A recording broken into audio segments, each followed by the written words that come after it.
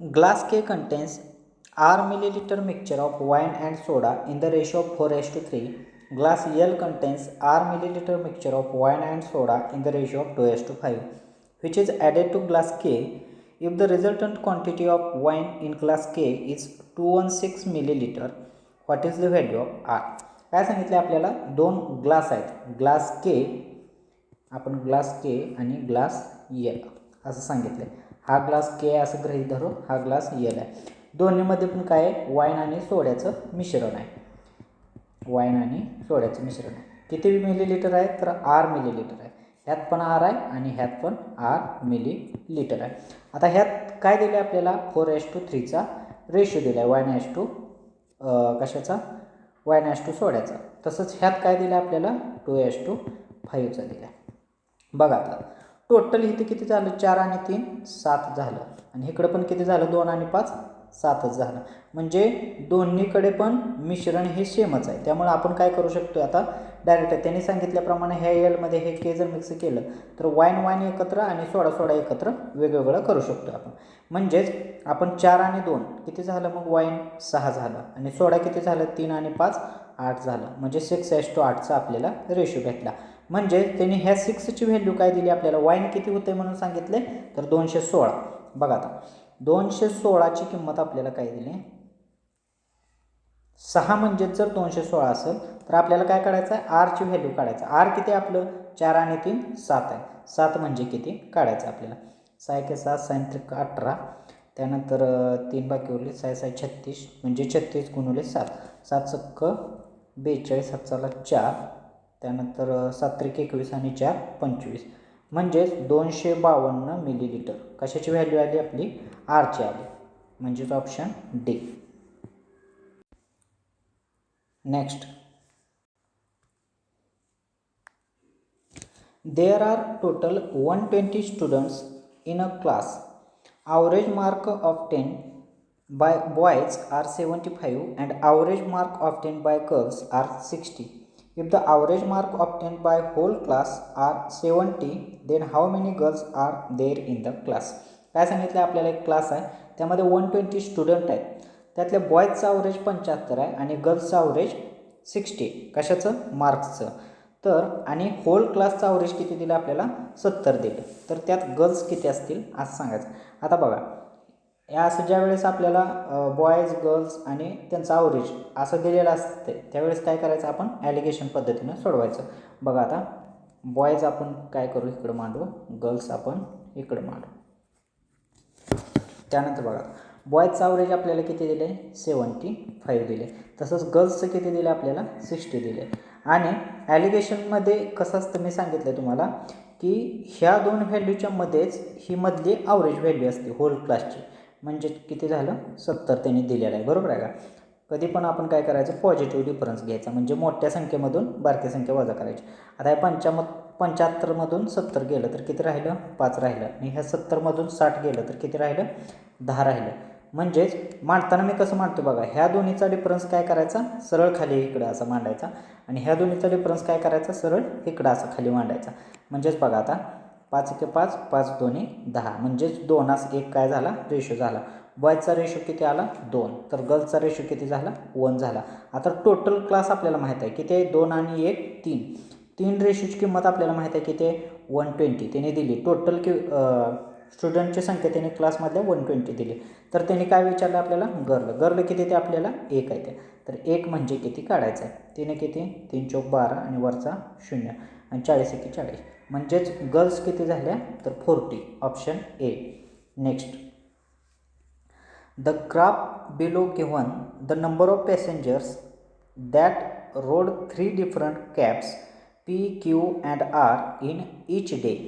काय सांगितले आपल्याला, नंबर ऑफ पॅसेंजर्स दिलेले आहेत आपल्याला, 3 डिफरंट कॅब्स दिलेले आहेत P, Q आणि R. आणि नंबर ऑफ पॅसेंजर्स किती आहेत ते दिलेलं आहे आपल्याला 3 कॅबमध्ये. ट्यूसडे, वेनसडे, थर्सडे आणि फ्रायडे 4 दिवसासाठी आपल्याला दिलेले आहेत.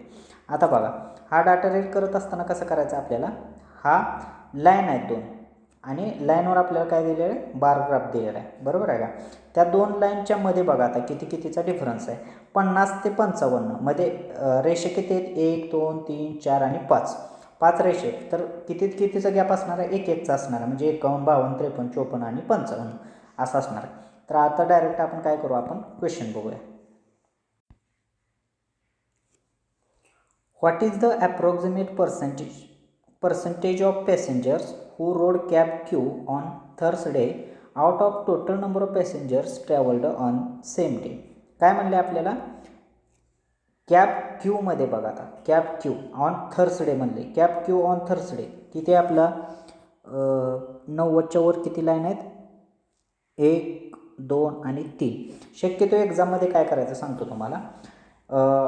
एक्झाममध्ये जे आपल्याला ही डाटा दिलेला असतो आपल्याला, तो काय असतो, आपल्याला स्क्रोल वर खाली करण्यासाठी खूप प्रॉब्लेम होतो. त्यासाठी काय करायचं, टेबलच्या फॉर्ममध्ये आपण काय करायचं, सगळं मांडून घ्यायचं. म्हणजे PQR, त्यानंतर ट्यूसडे, वेनसडे, थर्सडे, फ्रायडे हे असं, आणि हे सगळ्या किमती आपण एका कागदावर काय करायच्या, मांडून घ्यायच्या. म्हणजे एकदा मांडून घेतली की आपल्याला ह्याच्याकडे बघावंच लागत नाही एक्झाममध्ये, कारण आपल्याकडे सगळा डाटा अवेलेबल असतो. डायरेक्ट आपल्याकडं आपण काय करायचं, क्वेश्चनच अटेंड करायचं.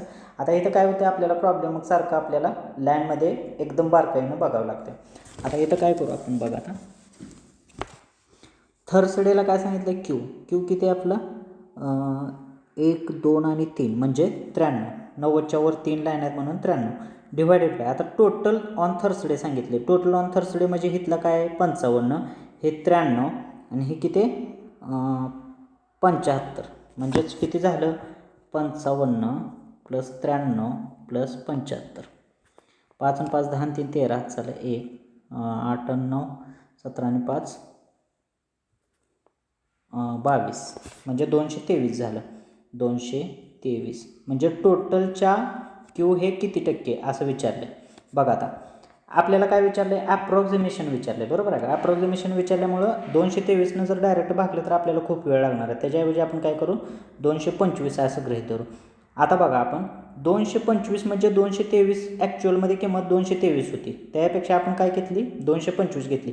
जास्त घेतल्यामुळं काय झालं, आपण छेदामध्ये जास्त किंमत घेतली. म्हणजे जास्त किमतीनं भागतोय म्हणजे उत्तर येताना आपलं काय येणार आहे, आता सध्या कमी येणार आहे, पण ॲक्च्युअलमध्ये काय असणार आहे, आपलं उत्तर जास्तच असणार आहे. बघा म्हणजे 225ला जर 25 चौक 100, 25 9 225, 9 4 त्रिक 12 चालेल, 9 चौक 36 आणि 1 37. म्हणजेच 9 जर भागलं तर 9 चौक 36, पुन्हा 9 1 9 म्हणजे 41 पॉईंट समथिंग काहीतरी येणार आहे. म्हणजे 41पेक्षा जास्तच आपलं उत्तर असायला पाहिजे. बघा इथं 40 आहे, नाही 57 नाही, म्हणजे जास्त पण फरक आला नाही पाहिजे. 37 नाही, 46 नाही, आपल्याला काय जवळचं भेटते, आपल्याला 42% भेटते. म्हणजे ऑप्शन सी. नेक्स्ट,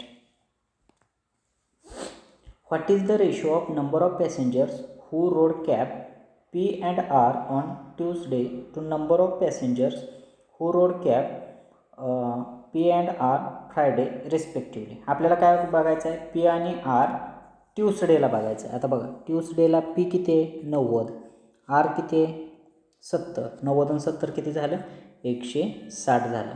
ह्याचा आणि कोणाचा रेशो विचारला आहे, P आणि R ऑन फ्रायडे. फ्रायडेला P किती आपला 71 आणि R किती 85च्या वर 2 लाईन म्हणजेच 87, म्हणजे 71 आणि 87. बघा 7 आणि 1 8 आणि हे 15, 158. म्हणजेच आता काय करू आपण, 160 आणि 158ला आपण 2 भागून घेऊ. 82 16 वरचा 0 आणि 2 7 14, 92 18 म्हणजे 80:79 आपला रेशो येणार. म्हणजेच option D. Next, what is the difference between number of passengers who rode cab R on Wednesday and number of passengers who rode cab P on Friday. आपल्याला काय बघायचं आहे, आर ऑन वेनसडे बघायचं आहे. बघा आता आर ऑन वेनसडे किती आपला 80च्या वर एक लाईन आहे म्हणजेच 81, आणि पी ऑन फ्रायडे बघायचं आपला पी ऑन फ्रायडे किती आपला 71 आहे, 71. ह्या दोन्हीतला फक्त काय विचारलं आपल्याला, डिफरन्स विचारलं. 81 आणि 71 मधला फरक किती आला आपला 10चा आला. म्हणजे option B. Next, what is the ratio of total number of passengers who rode on Tuesday to number of passengers who rode cab Q and R on Wednesday respectively. आपल्याला काय विचारलं आहे, ट्यूसडेचा पूर्णच्या पूर्ण डाटा. ट्यूसडेला बघा आता पीचे किती आहेत 90, क्यूचे किती आहेत 62 आणि आरचे किती आहेत 70. 90 आणि 70 160, 160 प्लस 62 किती झालं 2 12 चला 1 222 झालं. 222. तसंच आपल्याला काय बघायचं आहे, Q and R on Wednesday बघायचं. आता बघा क्यू किती आहे वेनसडेला 59. तसंच आर किती आहे 81. 81 प्लस 59 किती झालं 9 1 10 चला 1 8 6 14 140. म्हणजे 222चा आणि 140चा आपल्याला रेशो विचारला आहे त्यांनी. आता 2 2 भागून घेऊ 1 1 1 बेस ते 14 वरचा 0 म्हणजे 111:70 येणार. Option E. Next. By approximately what percent was the number of passengers who rode cab P on Thursday more or less than those who rode cab Q on Friday? काय विचारले आपल्याला, कोणाचं कंपॅरिझन कोणासोबत विचारले, पीचं कंपॅरिझन क्यू सोबत विचारले. आता P बघा, पी कोणावरचा विचारला आपल्याला, थर्सडेचा विचारला. थर्सडेला पी किती आहे आपला 55 आहे, बरोबर आहे 55. तसंच क्यू ऑन काय विचारले फ्रायडे. फ्रायडेला क्यू किती आहे आपला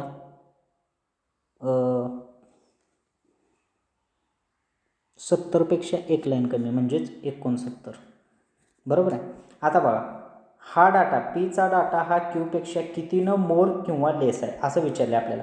आपला काय लेसच आहे, म्हणजे कितीनं लेस आहे पहिल्यांदा काढायचं. बघा आता कितीनं लेस झाला 14नं लेस झाला. आणि कोणावर विचारला, बेस कोणाला विचारला आहे क्यूपेक्षा विचारलं होतं, म्हणून क्यू कुठे येणार मग खाली आपला येणार इंटू 100. का तर पर्सेंटेज आपल्याला विचारलं आहे 100.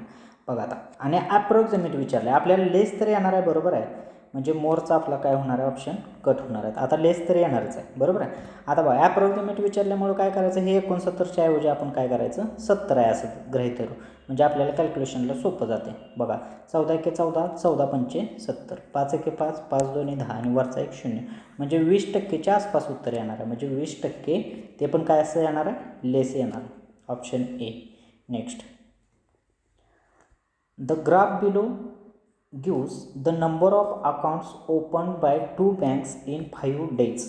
काय दिलेलं आहे आपल्याला, एक ग्राफ दिलेला आहे आणि 2 बँका दिलेले आहेत आणि नंबर ऑफ अकाउंट्स ओपन दिलेले आहेत. बँक पी आणि बँक क्यू दिलेले आहे. मंडे, ट्यूसडे, वेनसडे, थर्सडे आणि फ्रायडे असं 5 दिवसासाठी 2 बँकांमध्ये किती किती अकाउंट ओपन केले हा डाटा आपल्याला दिलेला आहे. आता मी काय सांगितलं प्रिव्हियस क्वेश्चनमध्ये आपण काय करायचं, टॅब्युलर फॉर्ममध्ये आपण मांडून घ्यायचं. इकडं पी आहे आणि इकडं क्यू आहे असं गृहीत धरू आपण आणि काय करू 1 2 3 4 म्हणजे मंडे, ट्यूसडे, वेनसडे, थर्सडे आणि फ्रायडे असं मांडून घ्यायचं. म्हणजे तिथं पण एक्झाममध्ये काय करायचं असं एका कागदावर मांडून घ्यायचं ते, म्हणजे आपल्याला काय सारखं सारखं आपल्याला ते ह्याच्यामध्ये बघावं लागणार आहे. आपल्याला लाईन ग्राफ किंवा बार ग्राफमध्ये आपल्याला बघावं लागणार नाही. म्हणजे हे लाईनचा जर डाटा दिला असेल तरच ही प्रक्रिया करायची. जर टॅब्युलर फॉर्ममध्ये दिलं तर तिथं काय म्हणजे सुटसुटीत असतं, लगेच आपल्याला कॅच करू शकतो आपण. पण लाईन ग्राफमध्ये जर दिलं तर आपल्याला इकडं सारायला सारखं सारखं प्रॉब्लेम येतो, त्यात आपला टाईम वेस्ट होतो. त्यामुळे काय करायचं असं टेबलमध्ये मांडून घ्यायचं म्हणजे आपल्याला सोपं जातं. आता बघा आपण मांडून घेऊया. मंडेला पी अकाउंटमध्ये पी काय आपला रेड कलरचा आहे, ही क्यू आहे तो ग्रीन कलरचा आहे. पी मंडेला किती आहे 40 आहे आणि क्यू किती आहे 54.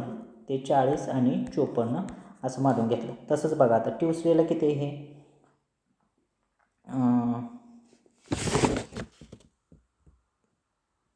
ट्यूसडेला 48 आणि हे 66.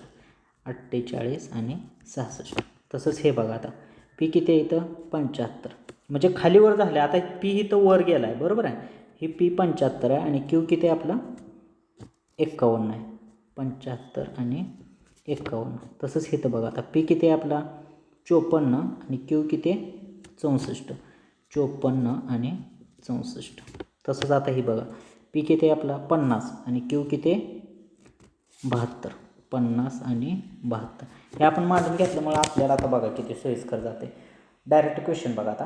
What is the ratio of total number of accounts open on Tuesday in both banks to number of accounts opened in Q on Thursday respectively. आता ट्यूसडेचा दोन्हीचा डाटा कंबाईन करायचा आहे म्हणजे 66 आणि 48. 66 आणि 48 किती झाला? 8 आणि 14 चला 1 7 आणि 4 11 114 झालं. आणि क्यूचं काय बघायचं आपल्याला? थर्सडे बघायचं आहे. क्यूचा थर्सडेला किती आहे? 64 म्हणजे 114:64चा आपल्याला काय करायचं आहे? रेशो काढायचा आहे. डायरेक्ट आपण काय करू आता? 2 भागूया. 2 पंचे 2 सत्ती 2 त्रिक 2 दोन्ही म्हणजे 57:32चा रेशो आला म्हणजे ऑप्शन ई. नेक्स्ट.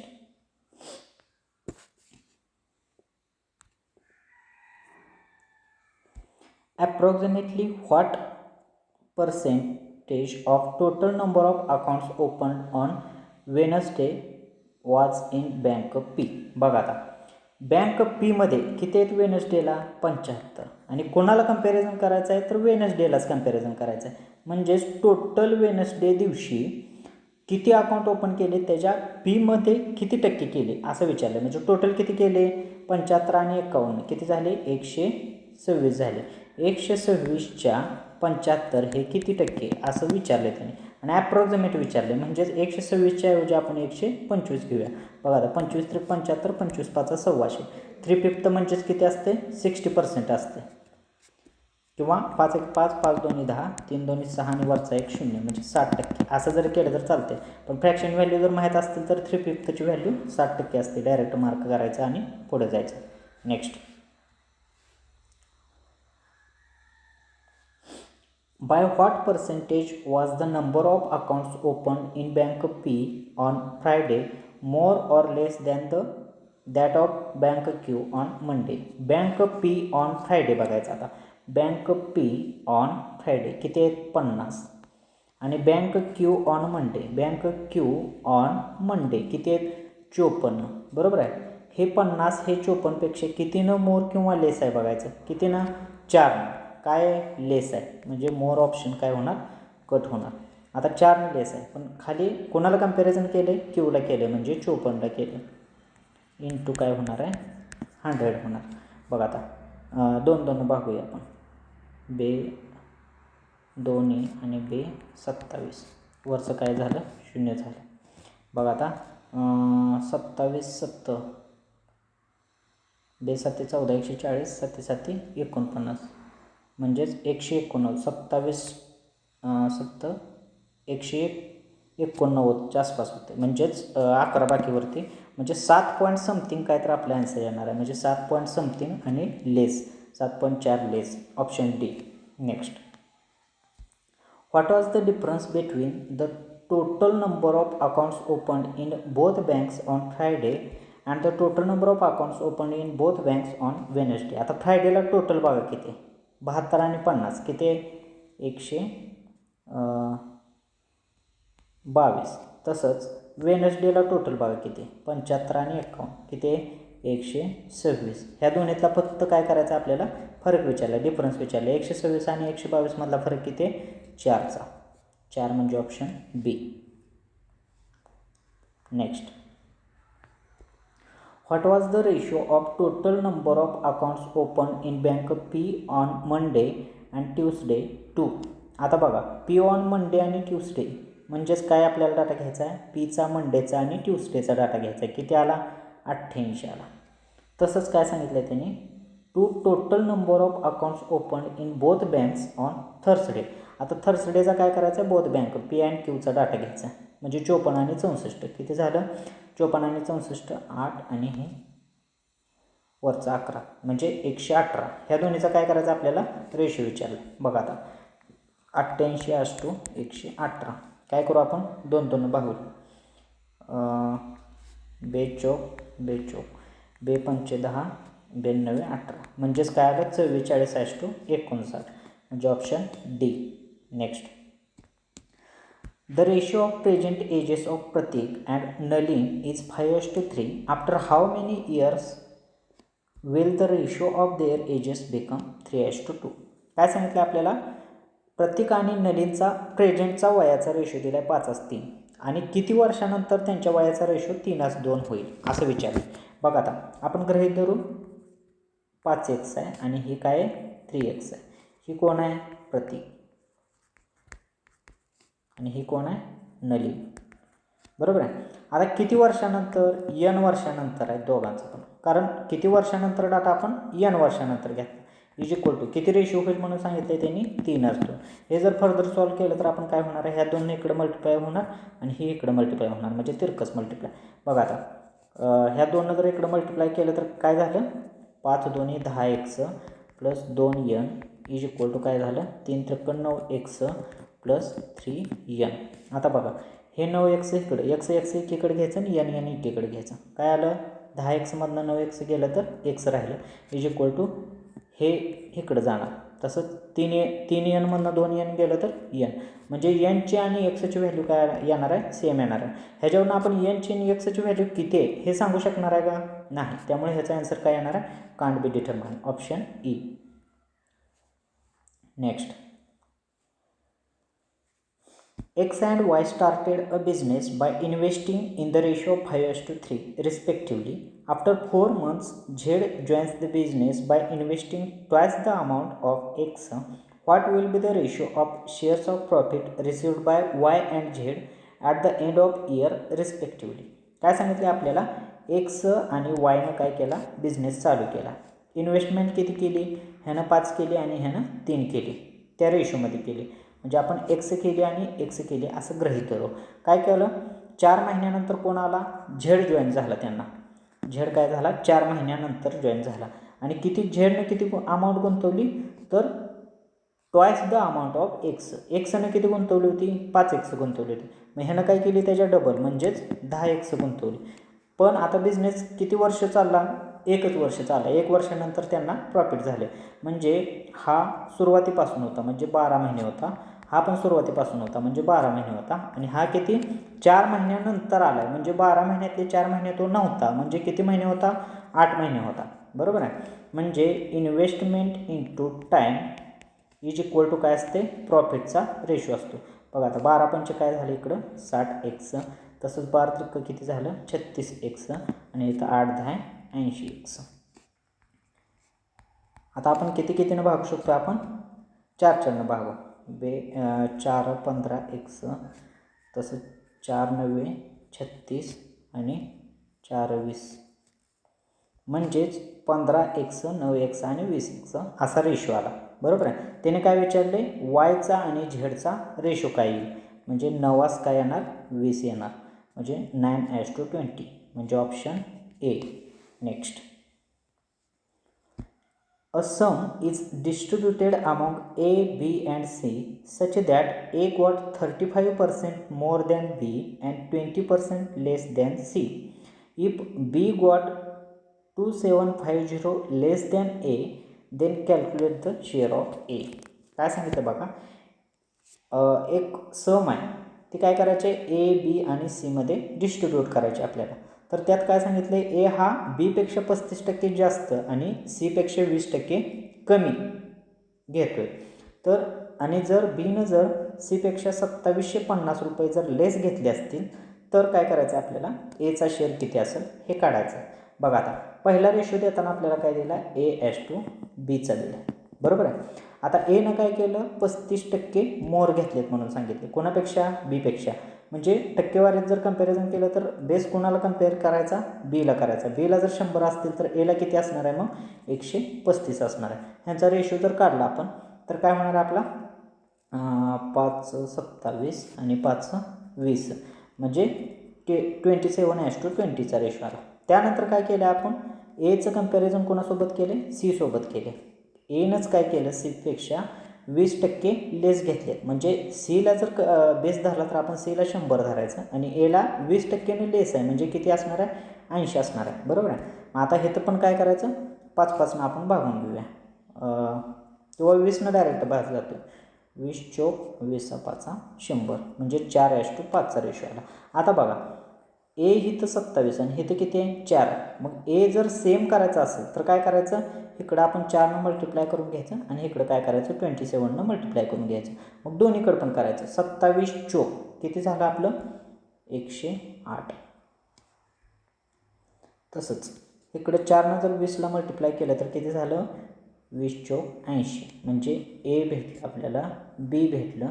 तसं सी जर भेटायचं असेल तर काय करायचं 27ने इकडं गुणून घ्यायचं आपल्याला. 27 5 किती झालं 135 झालं. बरोबर आहे.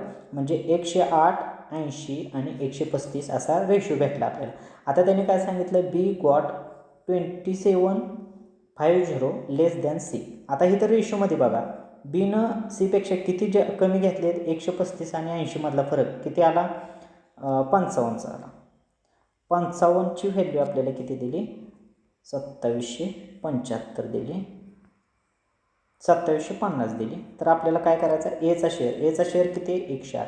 108 म्हणजे काय काढायचं बघा. आता डायरेक्ट 5 11 5 5 25 5 5 25 वरचा 0 11 1 11 11 5 55 म्हणजेच किती आलं 50 आलं. 50 गुणवले 108 करायचं.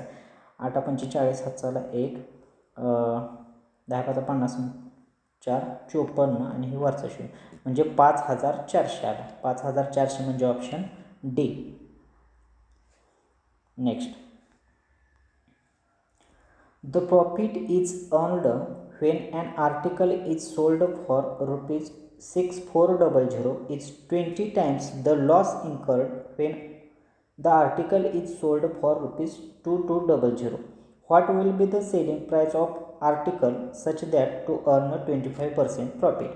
काय सांगितलंय एक आर्टिकल आहे ते 6400ला विकल्यानंतर जेवढा आपल्याला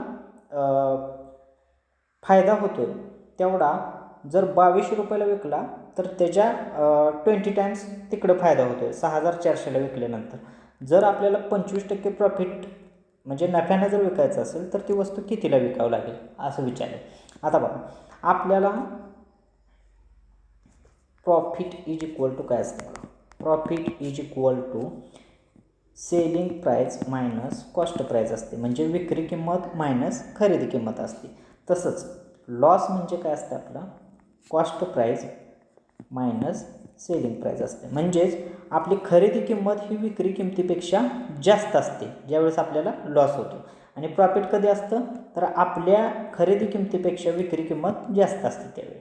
आता बघा आपल्याला इथं पहिल्यांदा काय झाले 6400 रुपयाला ज्यावेळेस वस्तू विकली त्यावेळेस काय झालं आपल्याला फायदा झाला आहे. म्हणजेच फायदा झाला आहे म्हणजे काय झालं आहे प्रॉफिट झालं आहे. त्यावेळेस कोण मोठा असणार आहे एस पी मोठा असणार. एस पी म्हणजे एस पीची किंमत आपल्याला माहीत आहे कितीला विकली 6400ला विकली मायनस सी पी माहीत आहे का आपल्याला नाही माहीत. इज इक्वल टू ती कोणाच्या दिले बघा. आता म्हणजे ही काय झाला 6400 मायनस सी पी जर केलं बघा S P minus C P केलं तर आपला काय झाला प्रॉफिट झाला. ही प्रॉफिट काय सांगितलं आपल्याला 20 टाइम्स आहे म्हणजे 20 पट आहे कोणाच्या जर तीच वस्तू 2200 रुपयाला विकली तर. आता ह्यात पण इथं काय झालं आपल्याला लॉस झाला बरोबर आहे. लॉस इन्कर्ड असं विचारलं म्हणजे लॉस आपलं काय आहे सी पी पुढं असणार आहे म्हणजे सी पी मोठा असणार आहे. आणि एस पी तर आपल्याला माहीत आहे कितीला 2200ला जर विकली तर 2200 इज इक्वल टू बघा. आता काय करू आतमध्ये मल्टिप्लाय करून घेऊ 20 सी पी मायनस 22 दोन्ही 44 आणि वरचं 1 2 3 0 1 2 3 0. तसंच इकडं काय येणार आहे 6400 मायनस सी पी. आता काय करू ह्या सी पीला इकडं शिफ्ट करू बघा आणि ह्याला काय करू आपण इकडं शिफ्ट करू. आता 6400 आणि 44000 ह्यांची काय होणार आहे आपली बेरीज होणार आहे. म्हणजे 0 0 त्यानंतर 4 6 4 10 जरा 1 म्हणजे 5 50 400 इज इक्वल टू काय होणार आहे इकडं हे 20 सी पी आणि हे 1 सी पी ॲड होणार आहे कारण इकडं मायनस आहे ते तिकडे गेल्यावर प्लस होणार आहे. म्हणजे इकडं किती होणार आहे 21 सी पी होणार आहे. मग C P is equal to काय होणार आहे हे 21 इकडं छेदाला जाणार 21 दोन्ही 42 8 बाकी उरली 21 चोक 84 वरचं 1 आणि 2 0 1 आणि 2 0. सी पीची किंमत किती आली आपली 2400 रुपये. म्हणजेच हां 21 दोन्ही 42 21 63 1 मिनिट हां बरोबर आहे आपलं कॅल्क्युलेशन. 2400 रुपये काय आली आपली सी पी आली. तर त्याने काय विचारलं आहे 25% प्रॉफिटने विकल्यानंतर एस पी काय असेल असं विचारलं. बरोबर आहे. 25%ची फ्रॅक्शन व्हॅल्यू माहिती आहे आपल्याला किती असते आपली 1/4 असतं. म्हणजे त्यातलं 4 काय असतं सी पी असतं. 1 म्हणजे काय असतं प्रॉफिट असतं. म्हणजे विकाव कितीला लागणार आहे 4 आणि 1 5ला विकाव लागणार आहे आपल्याला. बघा नाहीतर डायरेक्ट बघू आपण 100% म्हणजे आपला सी पी 100ची व्हॅल्यू आपल्याला किती माहीत आहे 2400 माहीत आहे. तर 25% प्रॉफिट म्हणजे 100वर 25 रुपये प्रॉफिट म्हणजे किती झालं 125ला विकल्यानंतर किती रुपये होईल म्हणून सांगितलं. 25 चोक 100 25 5 1,600 4 एके 4 4 सं 24 आणि 6 एके 6 6 पंचे 30 आणि वरचे हे 2 शून्य म्हणजे 3000 रुपयाला विकल्यानंतर आपल्याला 25% प्रॉफिट होणार आहे म्हणजे option C. Next, a sum of upstream and downstream speed of boat is 50 km/h. Difference between upstream and downstream distance covered by boat in 1 hour is 10 km. What is the upstream speed of boat? आता बघा ज्या वेळेस downstream आणि upstream.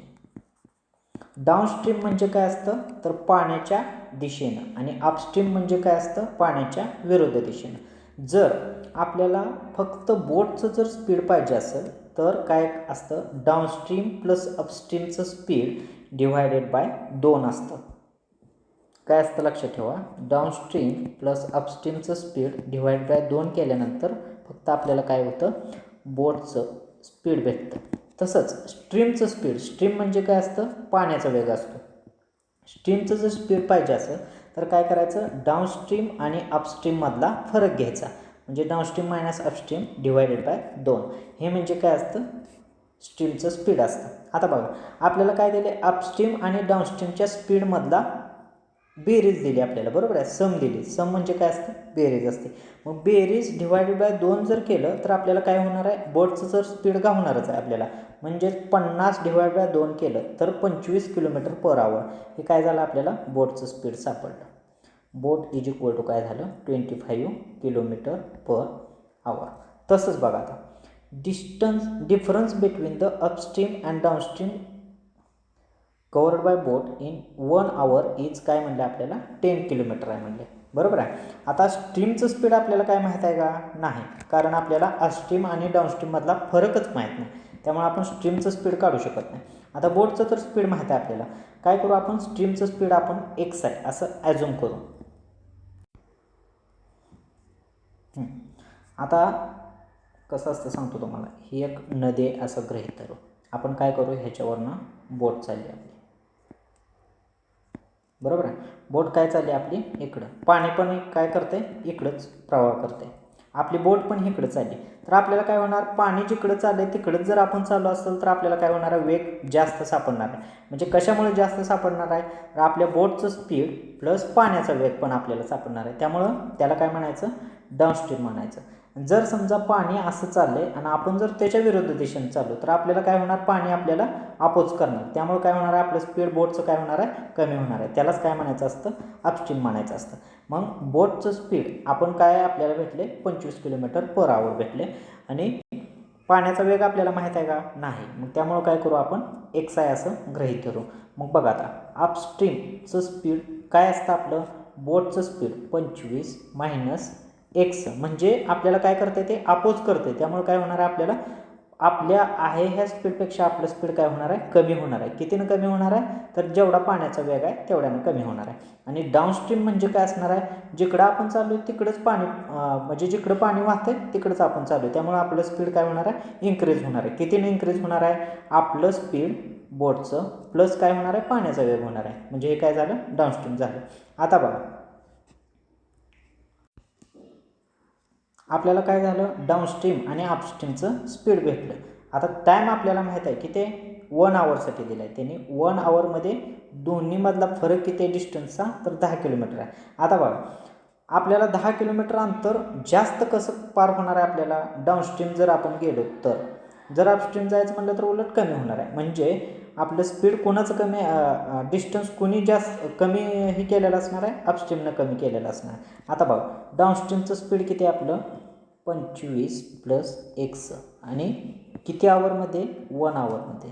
हे आपल्या अपस्ट्रीमच्या ह्याच्यापेक्षा बघा आता 25 - x आणि हे पण किती 1 आवरमध्ये = ह्या दोन्हीतला फरक किती दिला आहे आपल्याला 10 किलोमीटरचा दिला आहे. आपला एक फॉर्म्युला बेसिक काय असतो बघा, डिस्टन्स = स्पीड × टाईम असतो. तेच आपण केलेलं बघा. हे 10 म्हणजे काय आपलं डिस्टन्स आहे बरोबर आहे. डिस्टन्समध्ये आपण स्पीड × टाईमच केलं आहे. हे काय आहे टोटल आपलं स्पीड आहे. 25 + x म्हणजे स्पीड आहे. हे 1 म्हणजे काय टाईम आहे. स्पीड × टाईम म्हणजेच काय म्हणलं आहे डिस्टन्स मानलं आहे, डाऊनस्ट्रीमचं डिस्टन्स. तसंच हे 25 - x काय आहे स्पीड आहे आणि हे 1 म्हणजे काय टाईम आहे.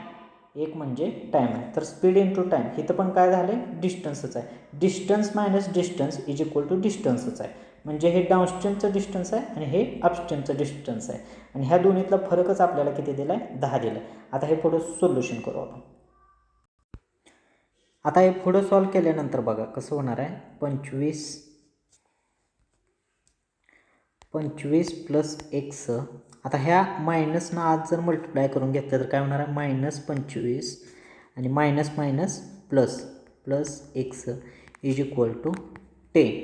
आता बघा काय होणार आहे ह्या 25मधनं हे 25 वजा होणार आहे आणि हे x आणि x किती झालं 2x झालं. 2x = काय भेटलं आपल्याला 10 भेटलं. तर एक्सची व्हॅल्यू काय भेटली आपल्याला 5 भेटली. एक्स म्हणजे आपण काय ॲझ्युम केलं तर स्ट्रीमचं स्पीड ॲझ्युम केलं तर म्हणजे पाण्याचा वेग ॲझ्युम केला होता. तर आपलं अपस्ट्रीम स्पीड विचारलं आहे. अपस्ट्रीम स्पीड काय असणार आहे आपलं बोटचं स्पीड मायनस पाण्याचा वेग. म्हणजेच बोटचं स्पीड किती आहे 25 - 5 = काय होणार आहे 20 km/h. म्हणजे ऑप्शन डी. अपस्ट्रीम स्पीड काय भेटलं आपल्याला 20 km/h.